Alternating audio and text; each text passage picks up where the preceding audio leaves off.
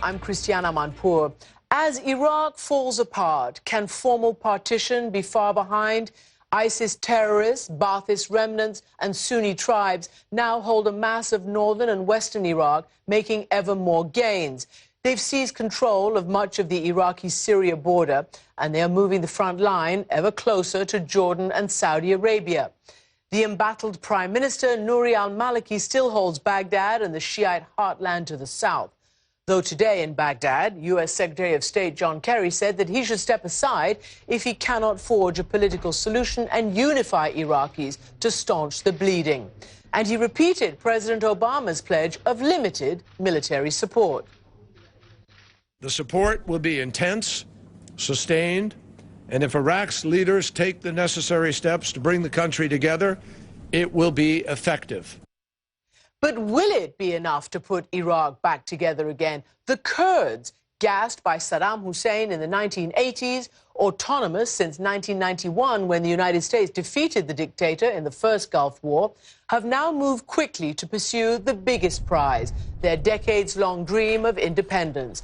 My exclusive interview with the Kurdish president, Masoud BARZANI, who tells me that he will try to persuade Kerry, when he visits the region tomorrow, that the time has now come, despite U.S. opposition and fears of an even wider regional war. President Barzani, welcome to the program. Ahlan wa sahlan. Welcome. Welcome, ma'am. You are all welcome. Let me start by asking you, can Iraq hold together anymore? من الصعب جدا. It is very difficult to imagine so, because the current experience is showing us that we cannot continue this way. Now we are living a new Iraq, which is different completely from the Iraq that we always knew, the Iraq that we lived in 10 days or 2 weeks ago.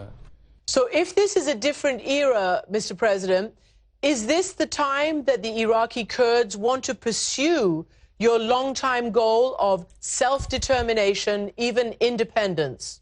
خلال العشر سنوات الماضية بذلنا. During the last 10 years, we did everything in our ability. We made every effort, and we showed all flexibility to build a new democratic Iraq.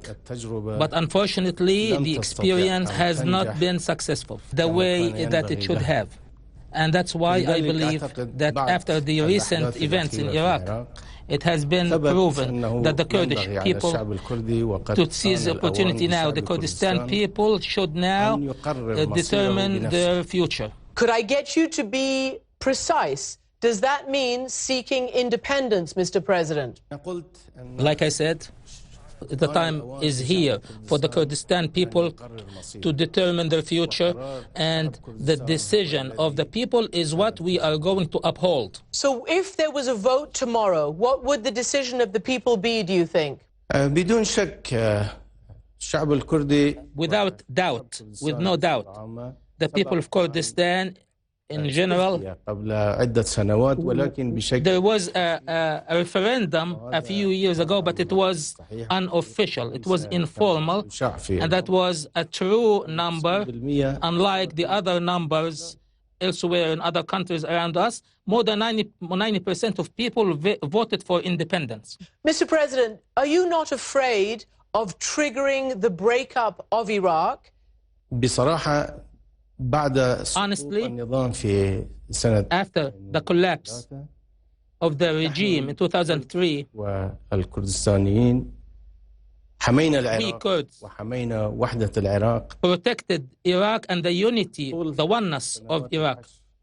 During the last 10 or so years, that's what we have done.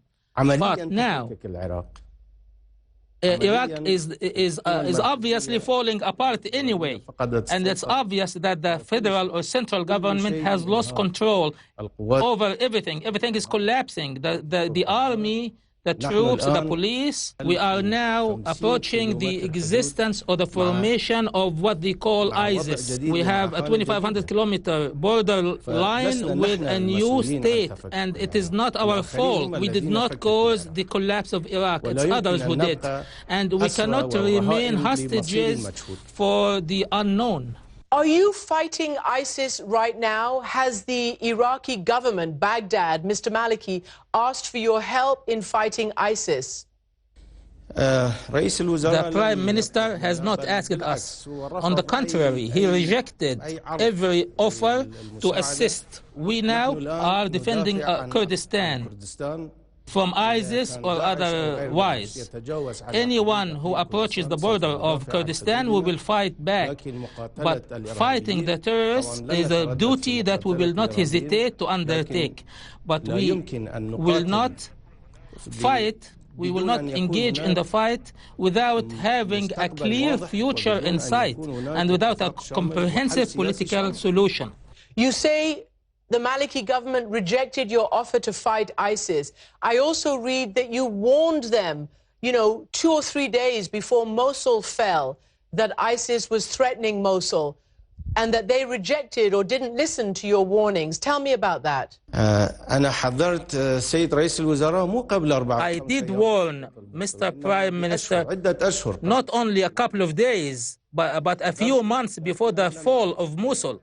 I did warn him, but he did not take the warning seriously. And I have many witnesses to that effect that I did warn him. And so that the situation is clear to you, people in these Sunni areas, they revolted against the policy of the central government. Not everything that took place was done by ISIS, but ISIS, as an organized organization and an organization with potentialities, is trying to seize opportunity and control the situation. But people in those areas found that the opportunity was there to revolt against that wrongful policy.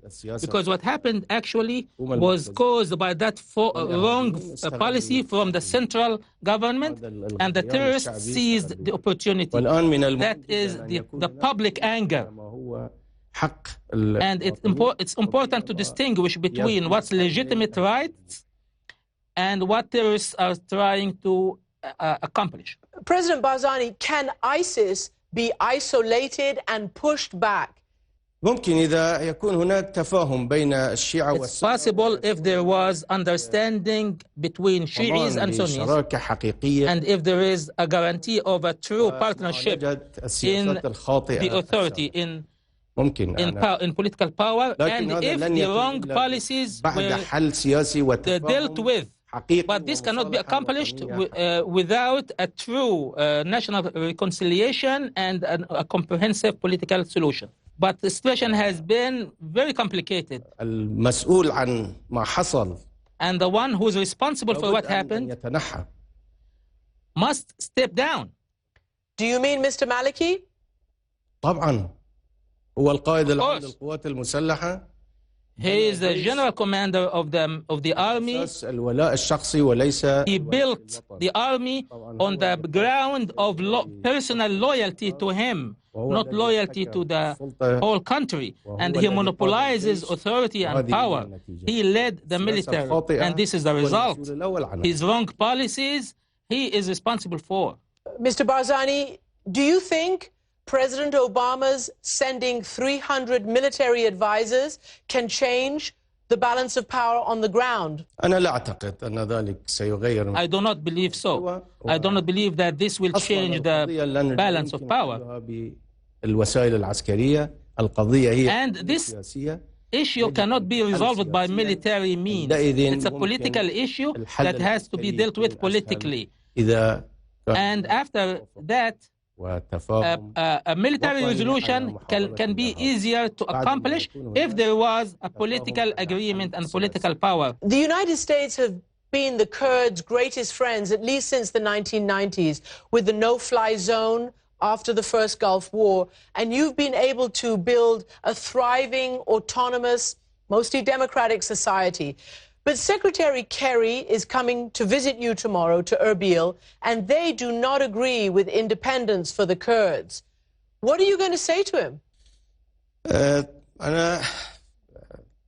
بهذه المناسبة أود أن أقدم الشكر. I'd like to take this opportunity to extend my gratitude to the United States and to the sacrifices made by the American military. أنه جدير لو توفرت له. The United States has been a true friend, and we, Kurds, have shown that we deserve that friendship, and that if we are given the opportunity, we can successfully rule our own region.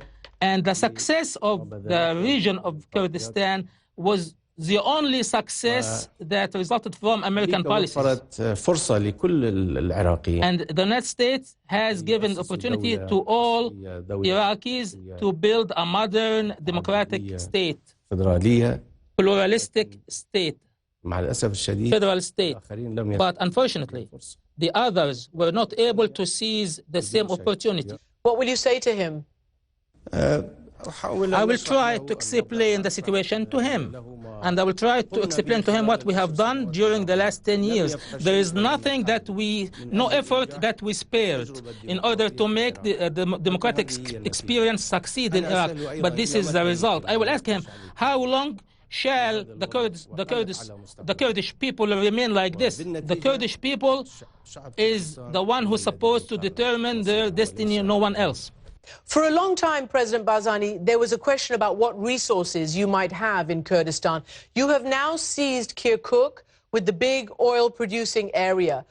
Are you going to give back Kirkuk, or are you keeping Kirkuk for good? لم نشك في يوم من الأيام حتى سابقا أنها جزء عزيز من كردستان. We never had any doubt at any time that Kirkuk is part of Kurdistan. But we are willing to resolve this issue using the provision of Article 140.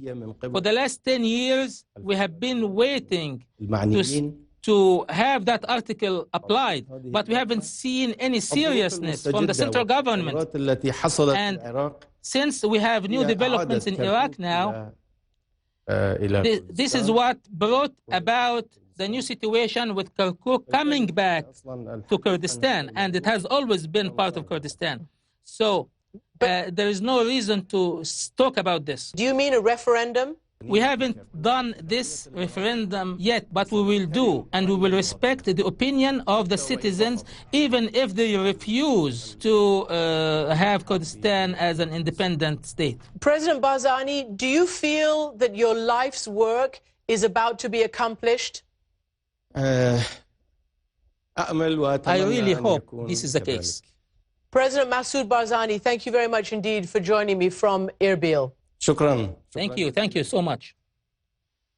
So, as Masoud BARZANI has his eyes on the prize, the threat of a resurgent al-Qaeda-style terrorism seizing a safe haven in Iraq exists. In Egypt, the newly elected President Abdel Fattah